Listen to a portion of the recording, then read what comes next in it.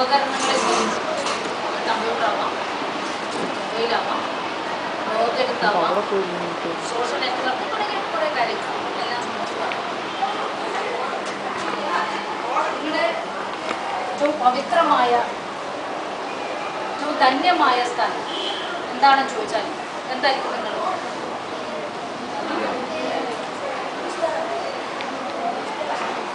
പുസ്തകം വേറെ പുസ്തകം നമ്മുടെ ഏറ്റവും അടുത്ത ചങ്ങാതിമാരാണ്. വിദ്യാലയം, പിന്നെ വീടിന്റെ അകത്ത് നമ്മൾ പുസ്തകവും മുന്നിൽ വെച്ച് മേശപ്പുറത്ത് ഇതിനെ നോക്കി ഇതിനെ കളിച്ച് ഇതിനെ തൊട്ട് ഇതിനെ മണപ്പിച്ച് ഇതിന്റെ ഗന്ധം നുകർന്ന് വായിക്കുന്ന ഇടം, അതിൽ പറഞ്ഞ വായനശാലയാവാം, വീട്ടിലെ വായന നമ്മൾ വായിക്കാൻ എടുക്കുന്ന മുറിയാവാം. ഇപ്പൊ നിങ്ങൾ ഇവിടെ ഇരിക്കുന്ന എവിടെയാണ്? നിങ്ങൾ ഇപ്പൊ ഇവിടെ ഇരിക്കുന്നത് നിങ്ങളുടെ ഇത്രയും പുസ്തകങ്ങൾ, ഇത്രയും വിജ്ഞാന ഭണ്ഡാരങ്ങൾ നിങ്ങളെ കാത്തുകിടക്കുക. ഇതിന്റെ ഇടയിലാണ് വളരെ വിജ്ഞാന കുതുകുകളായിട്ടുള്ള എൻ്റെ പ്രിയപ്പെട്ട ചങ്ങാതിമാരായിട്ടുള്ള ഈ വിദ്യാലയത്തിൻ്റെ അഭിമാന സ്തംഭങ്ങളാണ് ആയിട്ടുള്ള നിങ്ങൾ വളരെ അച്ചടക്കത്തോടുകൂടി, നിറഞ്ഞ മനസ്സോടുകൂടി, അതിലേറെ ബഹുമാനത്തോടുകൂടി അക്ഷരജ്ഞാനത്തിൻ്റെ തീവ്രത മനസ്സിൽ ആവാഹിക്കാം.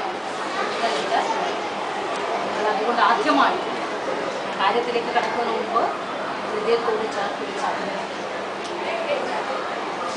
ഇവിടെ സൂചിപ്പിച്ചു ശോഭാറാണി ടീച്ചർ കേരളത്തിലെ ഗ്രന്ഥശാല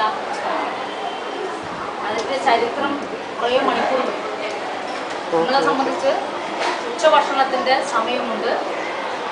ഇവിടെ വിനോദ് വെള്ളായണി എന്ന് പറയുന്ന എൻ്റെ അടുത്ത സുഹൃത്തും കവിയും പ്രാസംഗികനും ഒക്കെ ആയിട്ടുള്ള സുഹൃത്തുക്കൾ വന്നുകൊണ്ടിരിക്കുകയാണ്. അവരും വളരെ കുറച്ച് കാര്യം നിങ്ങളുടെ ശ്രദ്ധയിൽപ്പെടുത്താൻ വേണ്ടി മാത്രമേ ഞാൻ ഈ സമയവും സന്ദർഭവും. ലൈബ്രറി പോകുന്ന എത്ര പേര്? ഇവിടുത്തെ ലൈബ്രറി നിങ്ങൾ താമസിക്കുന്ന നിങ്ങളുടെ വീടിന്റെ ചുറ്റുവട്ടത്ത് ഗ്രന്ഥശാലയുണ്ട് എന്നും ആ ഗ്രന്ഥശാലയിൽ പോയി പുസ്തകം എടുക്കാറുള്ളതാണ്. ഞാൻ വെറുതെ ചോദിക്കാം, വളരെ സ്നേഹത്തോട് ചോദിക്കാം, വേറെ ഒരു കണക്കെടുപ്പിന്റെ ഭാഗം. സന്തോഷം.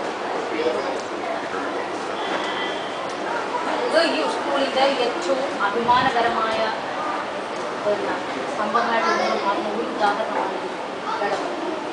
എന്നാൽ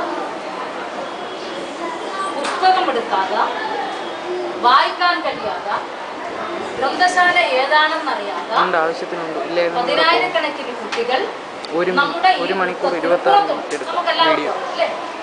നമ്മുടെ ഒരു ദിവസം തുടങ്ങുന്നത് തന്നെ എങ്ങനെയാണ്? രാവിലെ ഉറങ്ങി എഴുന്നേറ്റ് ഒരു ദിവസം നമ്മൾ ആരംഭിക്കുന്നു, നമ്മുടെ ഒരു പ്രഭാതം ആരംഭിക്കുന്നതിന് വായനയോടുകൂടി. അതെന്ത് വായന? പുസ്തകം വായിക്കുന്നവരുണ്ട്, പത്രം വായിക്കുന്നവർ. എല്ലാ പത്രങ്ങളെയും വായിക്കുന്നവരും ഉണ്ട്, 1ഉം 2ഉം പത്രങ്ങളിലും മാത്രം വായിക്കുന്നവരും. എന്നാൽ പത്രങ്ങളെ വായിക്കാതെ ആളുകളും കുട്ടികളും നമുക്ക് ചുറ്റും